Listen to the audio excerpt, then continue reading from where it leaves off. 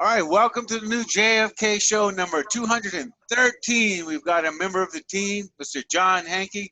Our subject today is John F. Kennedy Jr., and I find that John is one of the foremost authorities on the entire subject. But before we get into that, Dr. Professor Larry, did you get your email, your nationwide alert today, emergency alert from the president? No, actually I didn't. Why? Let me see. Hold on. My wife did. I didn't. Every human being in the United States got their alert. I got mine, Gary. So now we're all completely hooked in to the Israeli security firms by via Google. Hallelujah. So it's a new day today. Today is a landmark day. Don't forget that Trump regards Puerto Ricans as second class citizens. Second class citizens. Maybe that's why you didn't get the warning. Yeah. Might be. Puerto Ricans don't get the alert. Anyway, all right, John. They're liable to scream that they want statehood, Jim. That's right. That's right. Be careful. They want hurricane relief, for God's sake. Yeah. Be careful what you ask for. In dollars, it's been confirmed it's 10-1. $10 in Florida and Texas to 1 in Puerto Rico. Wow. Okay, yeah. Gary, turn it over to John. Yeah. All right, John, go ahead. Let's talk about JFK Jr., which we do not discuss often enough. Well, see, you invited me on the show, right? And if Jimmy Kimmel invited me on the show, everybody comes on to plug. So as long as I'm here, let me plug my latest piece of work, which is what you're looking at. That right? This is Trump for Real, is my latest documentary, and Gary promised me he'd play the trailer for it at the end of the show. But let me talk for 30 seconds about it. That's the YouTube address for it. The premise is that Steve Bannon told two of his best friends, I mean, these are very, very solid quotes, that he was a huge admirer of Leni Riefenstahl and the way that she was able to portray Hitler and get the German people to support Hitler. And in this video, if I can pat myself on the back a little bit, I found this really unknown by 99.99% of the population article that appeared in the 1942 New York Times, written by the captain in the German secret police, who says, and they published this in the New York Times in 1942, that he recruited Hitler right after, at the very end of World War II. He recruited Hitler. He taught him anti-Semitism. He taught him how to give a speech. He taught him how to sound like a National Socialist. And then he sent him to organize the Nazi Party, and he sent several other people with him to do it. But the point is that the German ruling elite developed the program that they thought, with their studies in psychological warfare, would be the most appealing to the German people. Well, this guy that you see on the screen saying, "Yo, dumbass, try drain the swamp," that's Chris Wiley, one of the founding analysts of Cambridge Analytica. And Chris Wiley says that in 2014, Steve Bannon came to him. Cambridge Analytica says Chris Wiley is a military contracting psychological operations military contractor. And Bannon came to them and said, "We want you to develop psychological operations to win people to vote against their interests, to find the slogans that will appeal to them in their heart." John, did you listen to the head of the Fed today? He was right on talking about, we got a surging stock market, we got a growing economy, we got low unemployment. You're going to have a hard time selling the story here. And we brought you on to talk about JFK Jr., not to trash Trump. I'm done. The guy you see on your screen, Chris Wiley, nobody disputes who he is, and nobody disputes what he says. I'm done. He says that they came up with these slogans in 2014, while Bannon was working for the guy you see at the bottom, Ted Cruz. And Ted Cruz wouldn't go for Build a Wall, and Ted Cruz wouldn't go for all of the other attacks on Latino people. So they abandoned Ted Cruz and they went with Trump. Anyway, we're done. Let's do the next slide. And I'm also on the show to talk about JFK Jr., but I'm promoting my next JFK video, Dark Legacy Breakthrough. And I just want to talk for a minute about that. The thing that you see on your screen, Professor Galbraith at the University of Austin was digging around in the archives, and he found this memo from Maxwell Taylor that's dated October 6th. It's from Maxwell Taylor to all of the members of the Joint Chiefs, directing them to get ready to have all of the troops, all U.S. personnel out of Vietnam by the end of calendar 65. Now, Fletcher Prouty says that he wrote that, but you can't find it in any government document. Fletcher Prouty says he wrote it. It was supposed to be in the Maxwell Taylor McNamara report dated around October 6th, that it was incorporated by reference into NSAM 263. You can't find that language. It has been removed from the government documents, but there it is. Yeah, but John, don't you think the NSM itself already is sufficient indication he wanted all U.S. troops out of Vietnam after the election? He was going to move it up, but by 65, I mean, this is perfectly consistent with what I have always understood to be the National Security Action Memorandum itself. Well, you can bring it up. It's really wonderful the state that we're in terms of the internet nowadays, but you can bring up NSAM 263. You can bring up Prouty saying it said all personnel, and Prouty talks about how they had said all military personnel, and Kennedy sent it back and said, no, I want the CIA out too. So put in language that will require the CIA also to be out. What you find in NSAM 263 is the bulk of military personnel. It says the bulk. And McNamara, when Johnson got in, McNamara ran off to Vietnam and came back and said, oh, everything's changed. This language about the bulk of U.S. troops, we need to discard that. And it said the bulk. It did not say the withdrawal of all U.S. personnel. You can't find that. I'm telling you, you won't find that. I like it. It's a very significant find. I think so. I'm 100% all for it. And by the way, just for the record, I'd be glad to have you come on and talk about Trump. It's just that this is what we had in mind. Sure. And I appreciate that. Well, and it's one of the things I wanted to say is that I don't learn anything talking with people that I agree with. I'm the same way, John. Exactly the same way. Yeah, real quickly, this is going to be on Netflix, right, John? Yeah. No, Netflix is a hard nut to crack. It's already on Amazon. Okay. Is Trump for Real is on Amazon today. It's on, but you got to pay $3. It's on Vimeo, but you got to pay $1. And how long is it, John? It's an hour. It's an hour and 4 minutes. There you go. All right, so look, everyone support John Hankey. Go watch the documentary, and also just support John Hankey in general. So I'm talking about some of these, right? I don't know if you noticed, and I don't know if I showed it. There it is. The new documentary that I'm working on, that I'm trying to raise some money so I can hire a film editor, for example. What's the breakthrough, John, or are you not allowed to spill the beans? Well, I'm totally allowed to spill the beans, but there's several breakthroughs, and that's one of them. This is one of them right here, yeah. That's one of them right here, and this is another one. It's a much, much smaller breakthrough, but Rafael Cruz. And we've done several shows about it. The significance of this picture is that Oswald was arrested in a few minutes after this picture was taken, right? And he's taken down to police headquarters, and he's questioned. He's sitting there. Well, let me just tell the story. It's supposed to be funny. The point of the story that I'm telling you right now is supposed to be funny.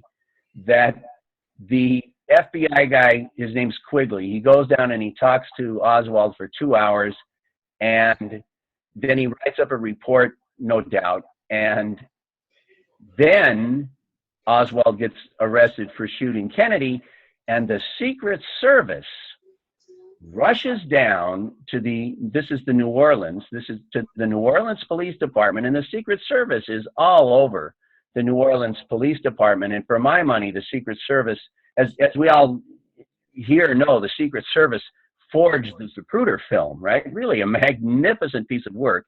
And I don't have very much doubt that they forged Quigley's reports, because Quigley's report is so ridiculous. I swear to God, Earl Warren is sitting there in the room while Quigley is testifying. And the lead inquisitor points out to everyone that there's enormous suspicion being aimed at the FBI at that particular moment because of Wagoner Carr's phone call saying that Oswald worked for the FBI, among other reasons, but also because Quigley filed this report that didn't make any sense, and they're asking Quigley, why did you go down to visit Oswald in the jail? And Quigley says, well, I got a call from the New Orleans police telling me that they had somebody who wanted to talk to an FBI agent. And so I went down there, and the inquisitor says, you didn't know who it was? And the FBI guy Quigley says, no, I didn't know who it was. And the inquisitor says, and you just went down there without knowing who it was? And Earl Warren interrupts to say, wait a minute. Just some ordinary citizen requests to see the FBI, and you drop everything you're doing and you go down there to talk to this ordinary citizen.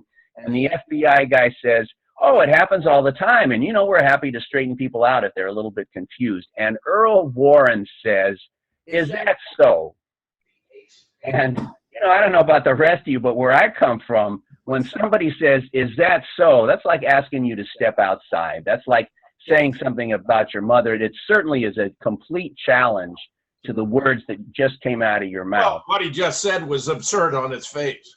That the FBI stops on a Saturday when they have a skeleton crew and are shorthanded anyway. They stop what they're doing to run down, and then anyway. So I'm having a good time. I'm really having. That was a belly laugh, right, when I read Earl Warren saying to this guy, "Is that so?" And then they tried to get Quigley to say why Oswald had asked him to come down. And Quigley dodged it one way, and then he dodged it another way, and then finally he said, gee, I don't know. I don't know why. Okay, you talked to him for 2 hours, and in 2 hours, you didn't manage to learn why it was that he asked you to come down. Anyway, there's just 2 hours. He didn't take any notes or any recording or any transcript. Oh, no, he took notes. And he wrote up a report, and the report that he wrote up makes absolutely no sense. And these are the Warren Commission people squeezing this out of them. And I think it's interesting to note. And you said, what are the breakthroughs? Well, one of the breakthroughs, obviously, right? One of the huge breakthroughs is that the Zapruder film is a fraud, right? That the limousine stopped for an extended period of time, long enough. The Texas Senator Ralph Yarborough, isn't that him? Yes. Joseph McBride interviewed Yarborough. Yarborough told him, he corroborated what the Dallas police motorcycle cops said, which was that the stop was so long that the Secret Service people dismounted and came forward. Yarborough said the same thing. And that's not in the Zapruder film. So what all that means, we're not going to go into right now because we're going to talk about John Kennedy Jr., but that's one of the major breakthroughs. This is an important part of Larry's new book, Of course it is. Yeah. Well, it's an important part of what we're all doing, right? I think we're all very, very much plugged into this. And I don't want to run on about it, but the Bay of Pigs. I found a thing from the Cuban ambassador saying essentially, we were planning to make peace with Kennedy pre-Bay of Pigs, and the CIA found out about it, and that's why they launched the Bay of Pigs invasion, even though it was destined to fail, that there was not the slightest chance of it winning militarily, but it was a glorious success in terms of destroying the plans that the Kennedy administration was making to make peace with Cuba and the plans that the Cuban administration was making to make peace with Kennedy. Just like the plans Trump was making to make peace with Russia, may I add. Oh, my goodness. I mean, You may. The deep You may. Documentary's about. There is a wonderful book, by the way, John, you might want to check out called The Russia Hoax by Greg Jarrett. Lays it all out very clearly, thoroughly documented. He's completely brilliant. To me, it's completely obvious. I'm 100% on his side, right? I think I laugh when I'm reading this crap in the New Yorker about how the Russians stole the election. Oh, yes, of course, the Russians stole the election. Wait a minute, how? There is Wait. a foreign nation that's been interfering with our elections for a very long time. However, it's located, it's a small country in the Middle East. It's not this colossus of Asia. Yes, you and I agree 100%. I wish I had my bell right now. I don't have my bell with me. So, coming soon, Dark Legacy 3 Breakthrough. If you buy the video on Trump for $1, it will help support that cause. So here we go. John Kennedy Jr., right? Wonderful. Well, actually, I assumed that he was a stupid rich kid who figures, like I think many stupid rich kids, that the laws that apply to everybody else don't apply to them. So they're used to living, playing fast and loose with the rules and used to living carelessly. And I assumed that was the cause of his plane crash. When I investigated, every single flight instructor that he had, every single one without exception, said that he was the most careful individual that they had ever found, that nobody was more strict in their adherence to the rules than John F. Kennedy Jr. Nevertheless, the rules of flight. I'm sorry? The rules of flight. And he typically flew with an additional pilot with him. Is that not right, John? We are going to come to that in a minute, but at the moment we're just going to observe this radar that he's flying along. And if you look at the NTSB report, it goes through second by second. It tells you about the turn. Oh, you can't see me pointing with my finger, but if you look at that long snake, it starts in the upper left-hand corner. They tell you about the turn that brings it down to that curve about, well, you see that there's a curve and then a bend up. Yeah, you can use drive that, and then he's up. And the thing is that FAA regulations say that until you have contacted the tower, you have to fly above 2,500 feet. So he was descending, and when he hit 2,500 feet, he went back up because he had to contact the tower. And then he contacted the tower. And you don't see this in the radar, but it does describe minute by minute. You can also see a written description of the same thing that you see here. The thing is, and hang on. Well, there's a couple of things, but so. Yeah, John, real quick, you can use your cursor to point out things like that. If you I'm sorry? Oh, my cursor. There you go. All right. So there's the bottom where he had to turn back up. Very good. Thank you so much, Gary. And so he contacts the tower. Presumably the end of tower contact started here, and then he, boom, just straight down like a stone. Well, he starts to descend, and then boom, that's where it happens. But yes. Like about 20, yes, this was an ordinary 2,200 feet. I'm sorry? About 2,200 feet, John. I guess that's okay.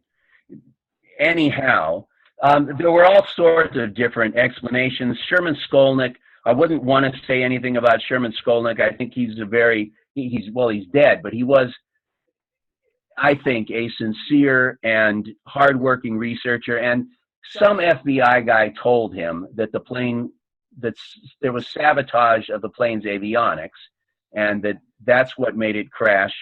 And the thing is that the NTSB report, and I'm more than happy for any number of reasons to accept the NTSB report as being accurate. The NTSB report says that all of the filaments and all of the lights were burnt, which means that they were working when they were broken.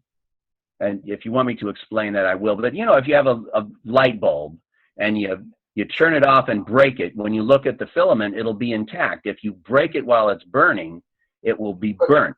Well, John, what you're showing here with this graph is a catastrophic failure at 2,200 feet. That's dropping like a rock thereafter. Yes. No doubt. That's what you're looking at. Correct. Yeah. But I just wanted to discuss. Happened right then. Might have been a bomb. It might have been whatever. There are a host of different alternatives.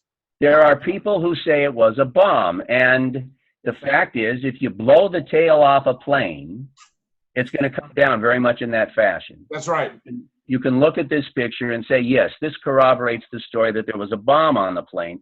But there's a number of problems. And, when I was approaching this, when I first started, I was perfectly happy to investigate the possibility that there was a bomb on the plane. And I would say that I did. However, there's a number of problems with that, and one of them is that they found virtually every piece of the plane, and if the plane had exploded right here, parts of it would come down here, and parts here, and parts here, and parts here, and parts here. Now, have you verified that they found all those parts of the plane? I've seen the photographs. Of all the parts did they reconstruct the plane in a hangar as they often do with the plane crash? Virtually. They didn't, the parts are all scattered they're not scattered on the floor. They are arranged on the floor. They're not put together into 3 dimensions. You mean they didn't recover them from the ocean floor? They did.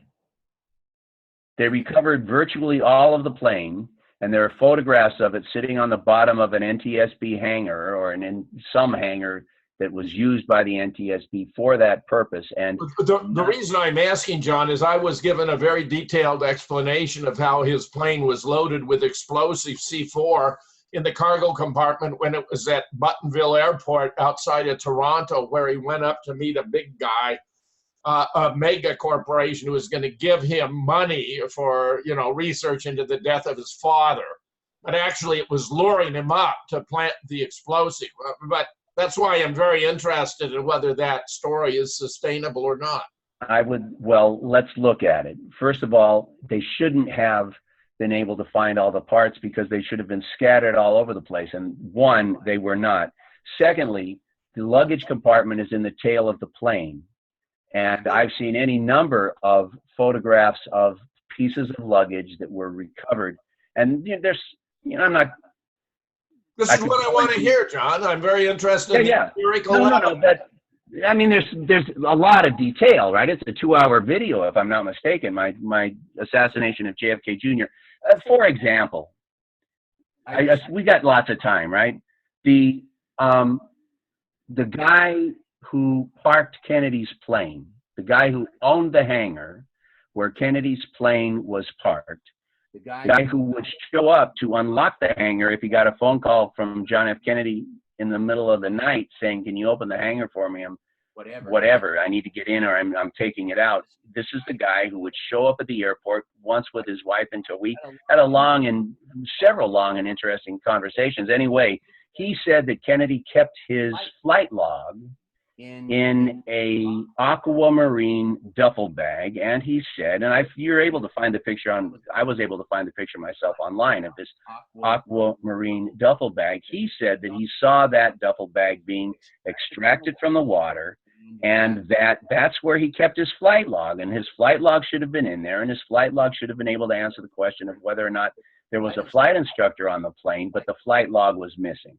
However, the duffel bag doesn't look like, none of the parts of the planes are singed. None of the recovered parts of the planes show any explosive damage. None of the luggage is in the least bit damaged.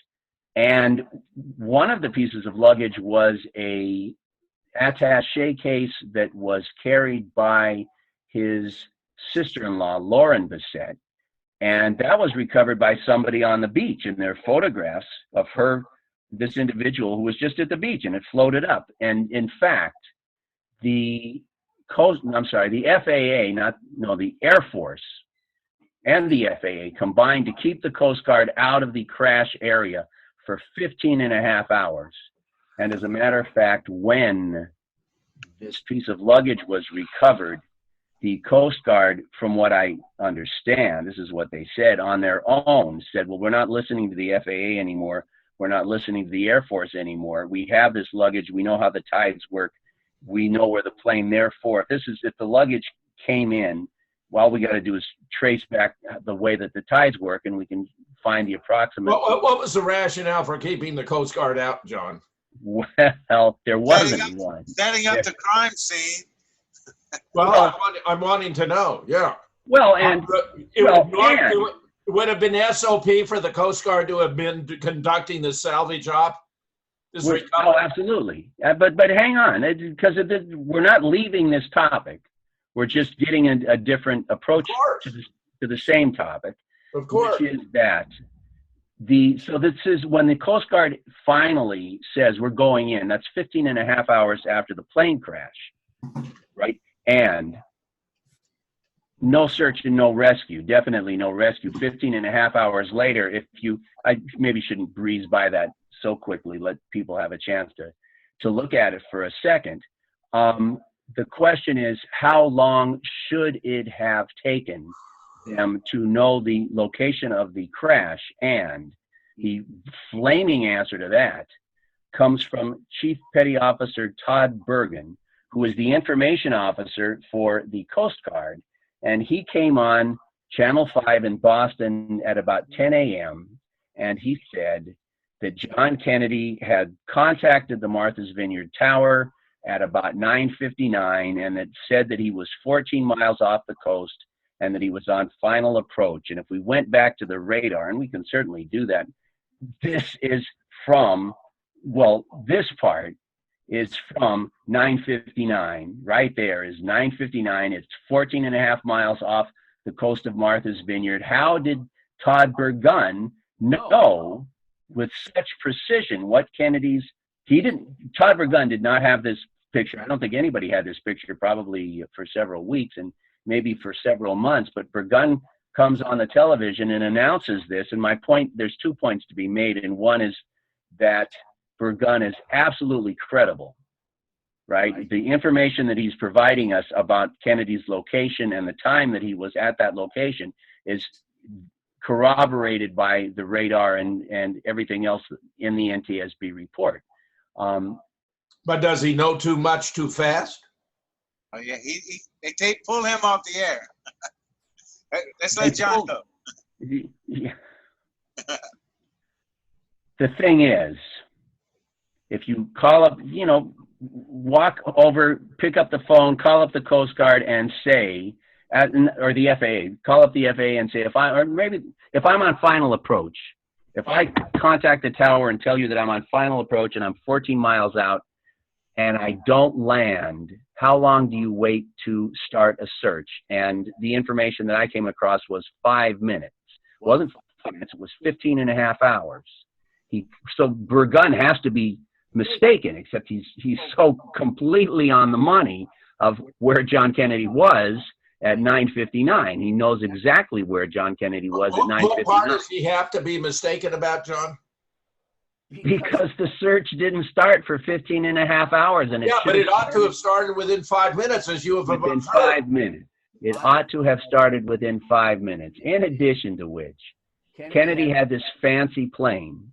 Right? It was not the bottom of the line. It was the top of the line of a Piper Saratoga. And according to the guy who sold it to him, if you punched in your destination, that plane would take you and land you on the tarmac. And it would virtually fly itself.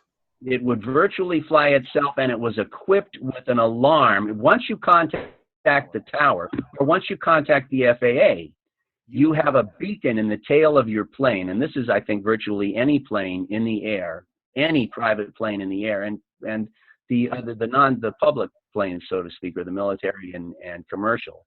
Yeah, have a hey, beacon. John, fix your camera real quick. Fix my camera. All right, is that better? Yes, Yeah. indeed.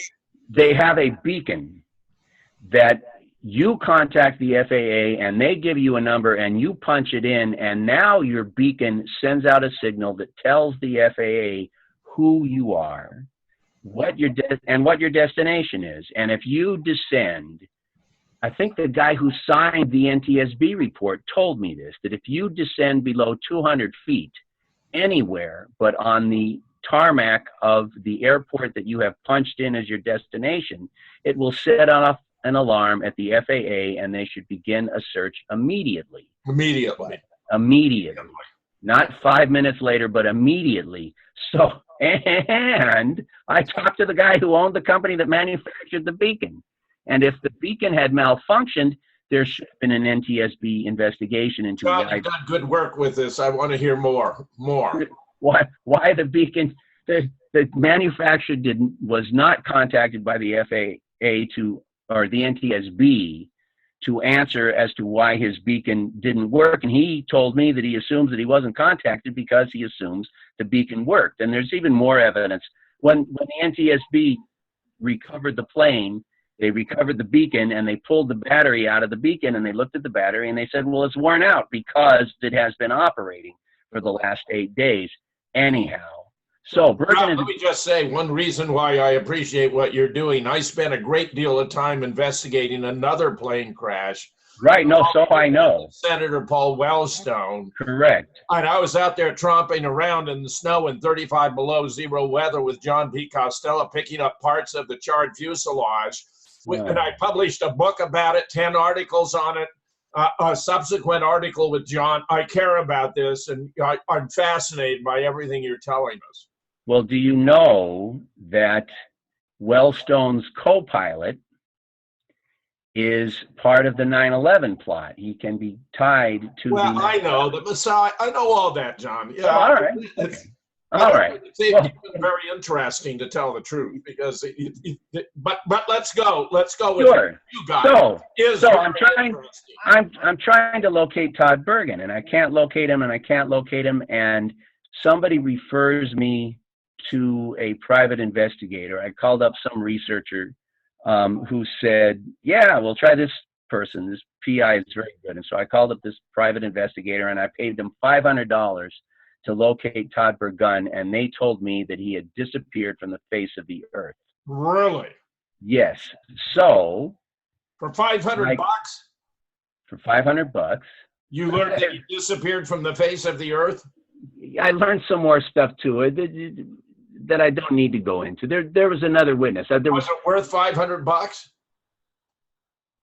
Yes. Well, Go ahead. see. So it sounds like Burgunn was a man who knew too much. Obviously. The NTSB located every one of John Kennedy's flight instructors except one. So also included in my $500 was this PI was supposed to locate the missing flight instructor.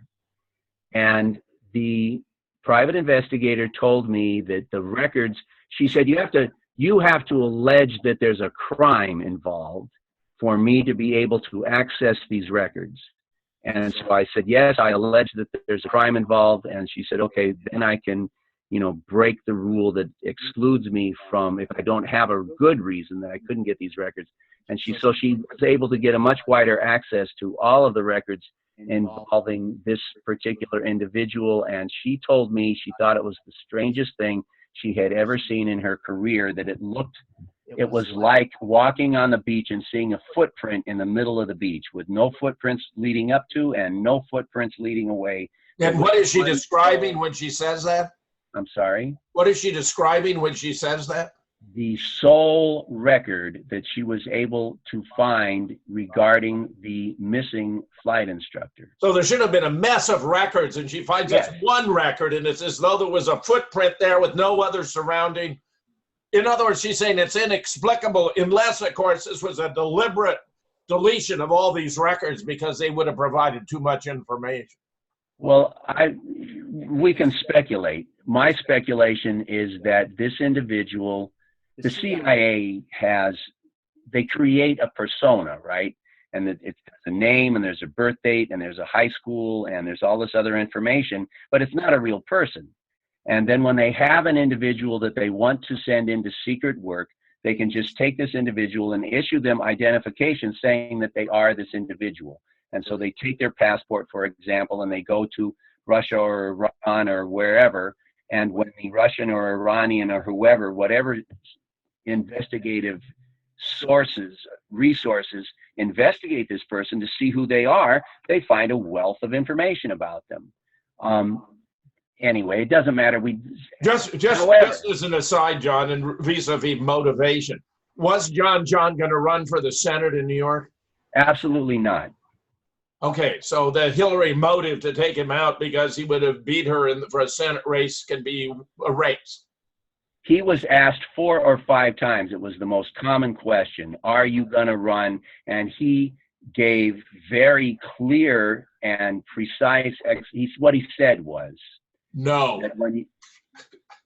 That what he had seen looking at his cousins is that when you enter, and his uncle, that when you enter politics, he said, this is a very precise quote, it's like going to war. And you better be ready to go to war. You better have your personal life completely in order. You better have your married life completely in order. You better have all of these any weakness in your background is going to be exploited, and any painful spot that they can grab onto and twist, they're going to grab onto and twist. The night before he died, John Kennedy slept in a different, he didn't sleep at home because he and his wife were quarreling. And my guess is that they were quarreling because he wanted to have children and she didn't. But, you know, that's, Yeah. there's a basis for me guessing that, but it wasn't a marriage-ending quarrel. It was the kind of quarrel, I don't know how long you've been married. But you're implying he was happy with her, with a possible exception about him wanting to have children and her not. Because there's some stories I've had that, you know, this was a mistaken marriage on his part. I've never seen anything that would substantiate that. But it was a struggle, right? She didn't marry him in order to have a public life. That was not her intention, right? You understand what I'm saying? She did not marry John Kennedy Jr. because she wanted to have a public life. He wanted to be a celebrity. Yeah. She didn't. No, she did not want to be a celebrity. That's what I'm saying, because she did not want to be a celebrity. But marrying Right. John Kennedy Jr., it virtually guarantees that. Well, they managed to have a wedding that nobody knew about, right? There were at least 30 invited guests, and there may have been 100 invited guests. None of the invited guests leaked the information. The press did not know. When they emerged the next day and said to the press, here's our wedding photos, every reporter of those type of events, right? All the people at People magazine, Tabloid especially, yeah. they couldn't believe they had been burned in this way. The guy you're looking at on the screen right now is Todd Burgunn's supervisor. And I don't know how to feel about this guy. Who's supervisor? Todd Burgunn, the guy who disappeared. Yeah. The guy who made the announcement about John Kennedy being 14 miles off the coast. And who's now missing from the face of the earth. From the face of the earth, as near as, you know, a capable investigator could determine. So this guy may have been responsible for the crash, actually. I'm just speculating, John. I'm getting ahead of you. I don't want to do that. Go ahead. Well, so this is Todd Burgunn's supervisor, Rear Admiral.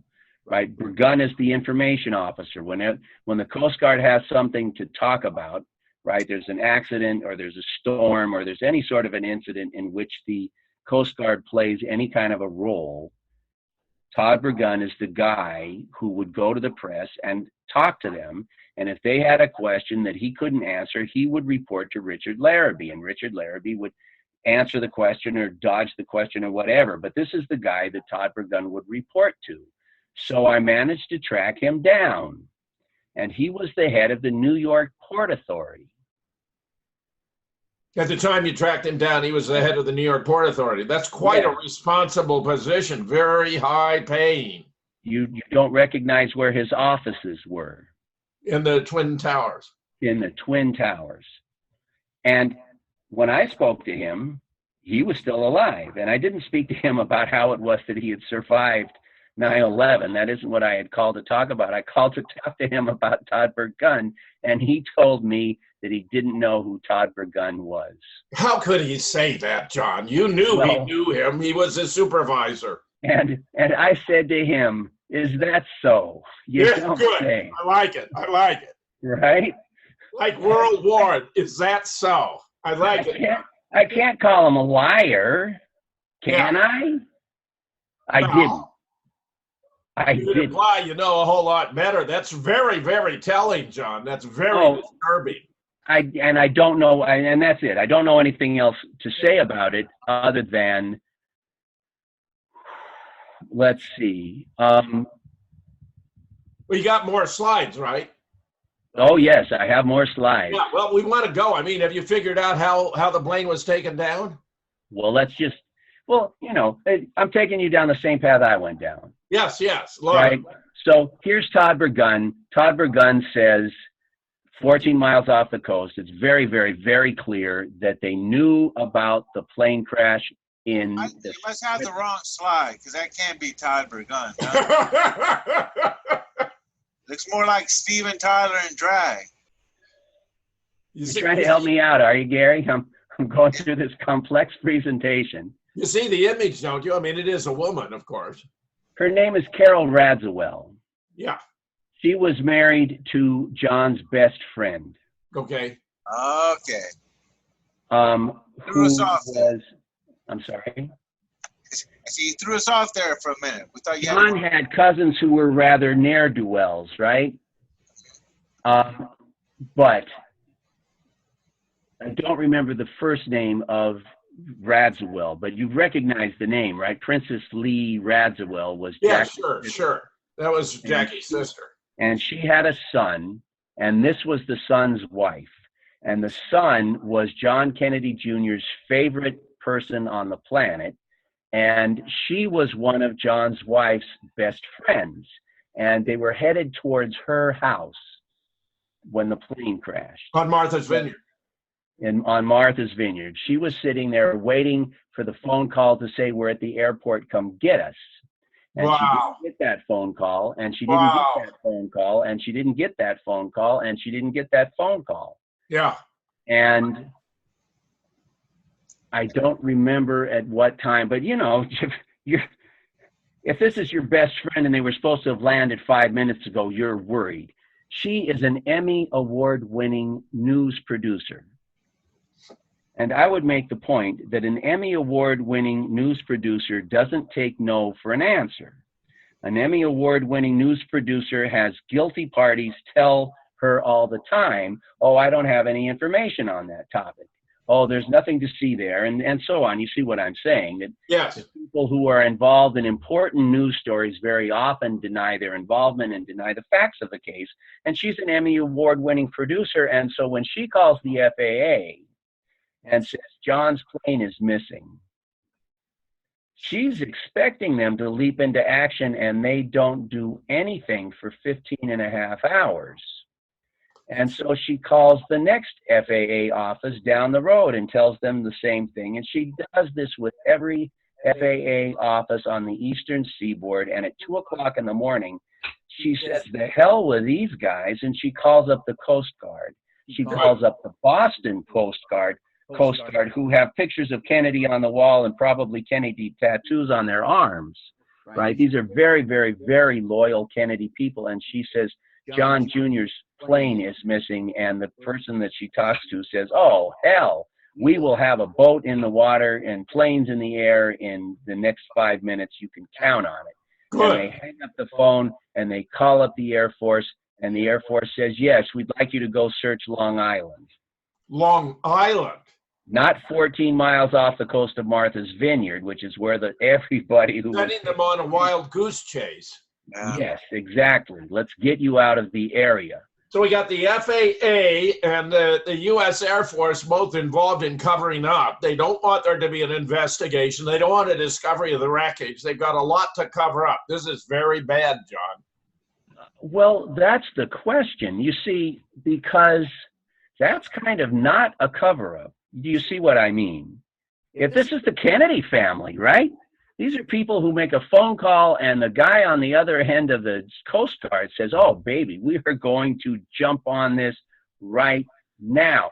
Senator Kennedy was involved at this point, right? And when you tell the Kennedys, we can't launch a search, and you tell them that, you continue to tell them that for 15 and a half hours, you're poking your thumb in their eye. No, this is completely absurd, John. Right? Because it's completely absurd. They wouldn't delay like this for a non-celebrity, much less right. a distinguished family like the Kennedys. Right. So, flight instructors. Oh, I'm sorry. She told the Coast Guard that there was a flight instructor on the plane because she knew John, and she knew that he always flew with the flight instructor. I'll tell you what else she knew, which is she knew Carolyn. Yeah. And she knew Kennedy's walking around on crutches. I believe they took the cast off the day of the flight. It might have been a couple of days before, but his ankle was very, very tender still, and he was on crutches. Sure. Still, he broke his leg, his ankle, crashing one of these little tiny microplanes. And so what I'm telling you is his wife's best friend knows that she's not getting on a plane with this guy without a flight instructor. Yeah. No, now, John, we got about 20 minutes left, so you may want to compress. We can bring you back. I'm saying we can bring you back. No. That's not a problem. Anyway, but so to fly the plane when it's on the ground, you need both feet, and you need both feet in good condition because you have to use pedals when the plane's on the ground. When it's in the air, you can use instruments and hand controls, but when it's on the ground, you need your foot. So there's no way that he would have gotten on that plane. He needed help. He would have had help. Okay. So in addition to which, I mentioned that this is a very, very high-tech plane. It's got all sorts of bells and whistles. He'd only owned it for about 6 months. Well, if you want to learn how, you buy this fancy, for example, I mean, everyone will identify this with this. You buy a fancy computer, you ought to spend a couple of minutes learning about some of the bells and whistles on it if you want to get full use out of it. So there's 3 very, very, very good reasons that he should have had a flight instructor on the plane, and there's more. But he was working on his instrument license, and the way that he had passed the written for his instrument license, he had passed the performance for his instrument license. The one requirement he yet had to fulfill to get his instrument license was to put in enough hours flying with a flight instructor. Right. So there's another reason. Now, none of these are convincing as this. At about noon, the Pentagon took over the case. They shut down Todd Burgunn, and they shut down the Coast Guard generally, and they took over the news reporting of the case, and they reported that there was no flight instructor on the plane. Which was absurd and a blatant lie. Was Bush president? Was W president at the time? W was running for president. Bill Clinton was still president. Bill Clinton was president, but W was running for president. He had just lost in New Hampshire. This was about 2 weeks before New Hampshire. Maybe it was a month before New Hampshire. He was behind in the polls in New Hampshire, and he was about to lose in New Hampshire, right? He lost New Hampshire. He needed to be campaigning his ass off that weekend, and he disappeared. Karen Hughes was his campaign manager, and I read this. I'm not making this up. News people said, the editor told the reporters, here's your angle. George W. Bush is the only living son of a former president. He and John Kennedy Jr. were the 2 living sons. The only other living son has died. Go see what W has to say about it. And they ran down to the campaign headquarters, and they ran up to Karen Hughes and said, this is what we want to know, right? What does the now only living son of a president have to say about the death of the other living son of a president? And Karen Hughes said, he's not here. And they said, well, where is he? And she says, I don't know. And they said, well, when will he be back? And she said, I don't know. Obviously covering up. Well, right. That's very damning, John. That's very damning all by itself. It's very, very, very damning, given that his father, and I didn't mention this, there's all of this evidence, not only that, when I first made JFK the Bush connection, man, I was clutching at straws and I presented every shred of evidence that there was to suggest that Bush was in Dallas. It's now overwhelming. There's 3 FBI memos and an advertisement in the Dallas Morning News putting him in Dallas the day of the assassination. You're not going to get any argument from us, John. We agree. No, I guess not. He was very much involved. He was even, it appears, supervising a hit team in the Dow Tex. Exactly. He got arrested coming out of the Dow Tex. Got arrested coming out. You're right. Got arrested coming out. Anyway. Yes, correct. And given the 14 shots from behind that hit the windshield and Connolly twice, right? Connolly got hit at least twice. They found bullet fragments all over the car. He may have been a shooter because the shooting was terrible from the rear. Anyway, I don't think it was a shooter. That's okay. The Pentagon, nobody saw the plane take off. Nobody knew who was on the plane. The Pentagon had zero basis for announcing that there was no flight instructor on the plane. And I would suggest that if the Pentagon tells you anything, whatever statement they make, that they have zero basis for the making of that statement, you can take it to the bank that the opposite is true. Right? So if they said there was no flight instructor on the plane, not only do we now know that there was a flight instructor on the plane, but we know that it was crucial, right? That there's something really, really, really important about the presence of that flight instructor on the plane. Now, I beat myself to death trying to get this thing ready because, as you can see, I'm involved in a whole lot of things. You can flip by the Sirhan photo if it's not relevant. No. The point is that there's a reason that I'm coming to the Sirhan photo, which is that I'm cruising through this 500-page NTSB report, and I come on this paragraph that says, and I don't have a picture for it, that says that the fuel valve was found in the off position. And I'm looking at that, and what the, wait a minute. Why is the fuel valve in the off position? Tell me, how many more minutes do we have? About 15. Oh, that's plenty. That's way plenty. The point is that, so, I mean, what do I do with this information? This is nothing but a huge screaming red question mark, but I don't know what the hell it means. So I get out, I'm not making this up. I get out the phone book and I look up flight instructors and I start making phone calls. And I say, hey, you a flight instructor? And they say, yeah. And I say, talk to me about fuel control valves. And they explain to me, because, you know, if they're sitting there answering the phone, they got nothing else to do. So I'm helping them kill time. And my experience was that they were all very friendly and forthcoming. And they explained to me about how when you have a small plane, and probably when you have a large plane, the wings are filled with gas. And if you use up all the gas in one wing, the plane is now very, very lopsided. So you have to switch back and forth from the right wing to the left wing to the right wing to the left wing in order to maintain balance in the plane. Very good. I said, why would you ever want to switch to off? And the guy says, well, if the engine is a fire and you switch to off, the gasoline that has leaked can burn up. And once it has burnt out, then, you know, you might even be able to start the engine back up again. But in any case, you haven't, you know, burnt alive, which might have been the result otherwise. So that's why the off position is there. And if you're 2,500 feet and you turn the fuel control valve to off, you can float, right? You can coast for several miles. I used to be able to tell you exactly. I think it was probably 10 from 2,500 feet. It was probably 10 miles. Sure. It doesn't matter. The point is that we now have the fact that 100 feet horizontally for every 1 foot vertically. It would be something on that order.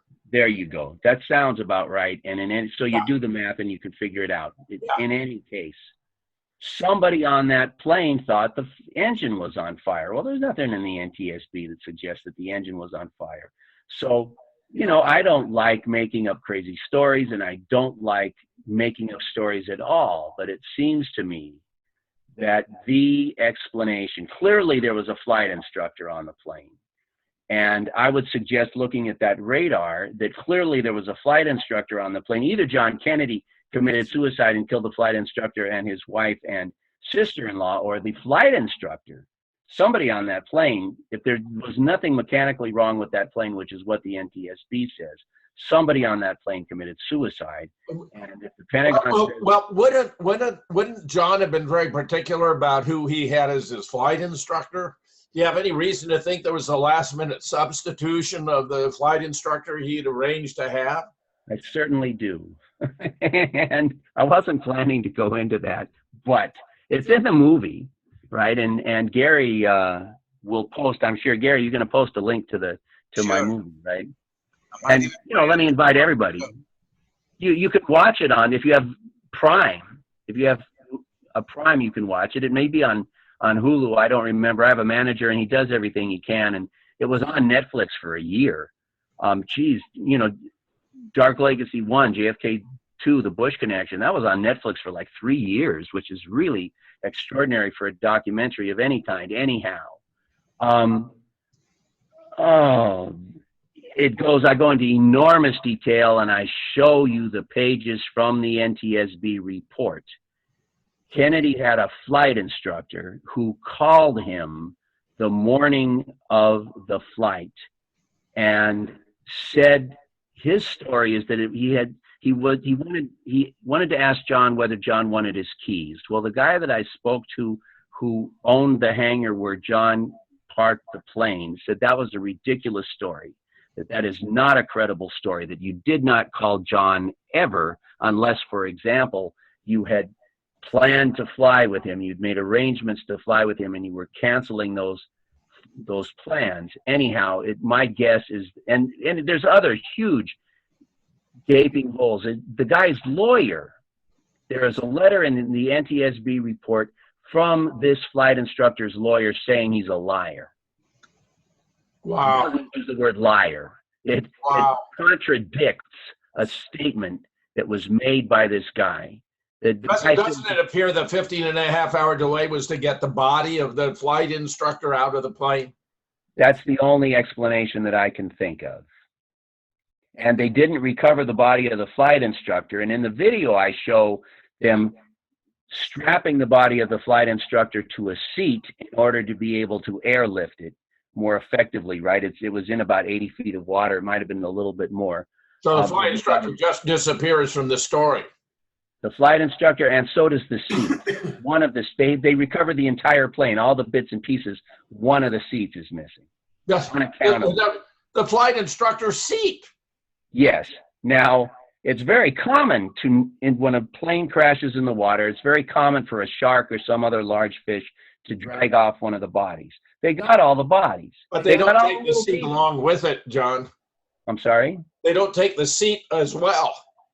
No, the sharks, the fish do not. But if I had a helicopter and I was trying to drag a body up from the bottom of the ocean, it would make sense to me to strap the body to a seat. Of course. Put the hook, right? Rather than put the hook around the guy's waist, you put it around the seat and drag it out in that fashion. Right.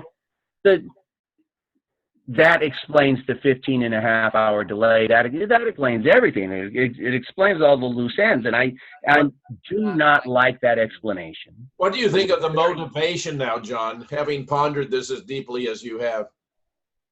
Well, I think that it was George W. had to make his bone. George W. was Jr. president. W had, his father had participated in taking out JFK. So he'd participate in taking out JFK Jr. Yes. That's really that was the sick, plan. but it's entirely plausible to me. It's poetic. It's grotesque. Yes. Oh man. John Kennedy Jr. I started at the top saying that I assumed he was a stupid rich kid. He was the most insanely good individual. He was involved in all of these. Just an overwhelming amount of public service projects that you don't know about unless you really. Could W have been worried that he was going to expose the involvement of his father in the assassination? I'm not inclined to think. He didn't name his magazine George, which many have said was telling us who was responsible. Yeah, that's not. How can you say what is not possible, but it's not the Kennedy style. Right, I agree with that. But maybe Robert Kennedy was asked, was John planning to get out of Vietnam? And he said no. And I started off showing you the proof that Robert was lying when he said Why did he say that? Well, because he didn't want to get killed. For God's sake, he was involved in all these decisions. He wanted to spend a couple more years with his children before he was murdered. That would be my guess.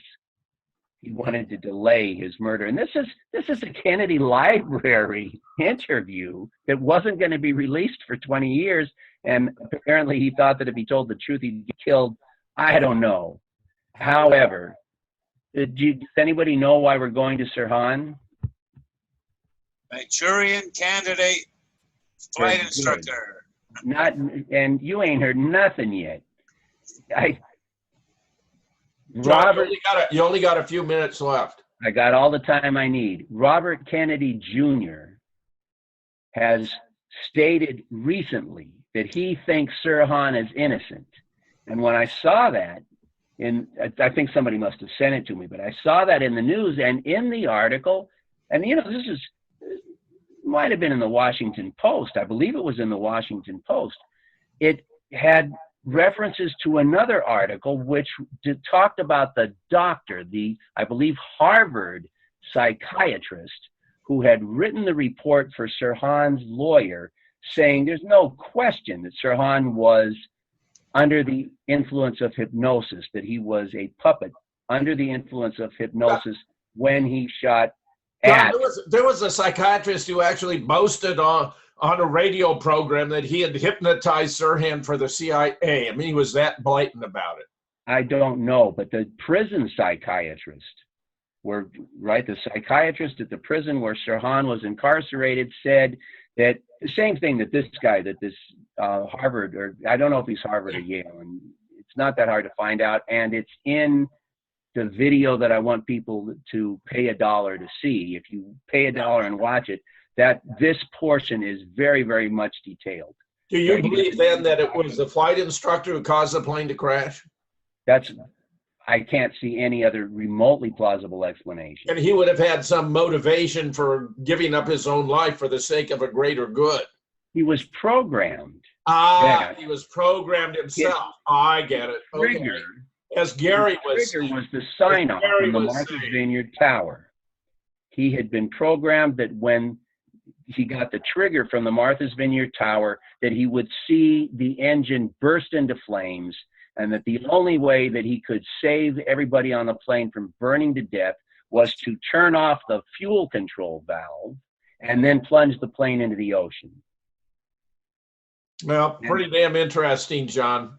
Somebody turned off the fuel control valve. We're almost out of time as the great lives in. Larry, you got any question? I know how late this is for you tonight. No, I just think that it's a great synopsis that we've already heard from John before, especially after watching his video a couple of times. And it's just fascinating. The Sirhan part is new. That's what's new. No, yeah, right. I thought that before it had been assumed that there had been some kind of a device that exploded that brought down the plane.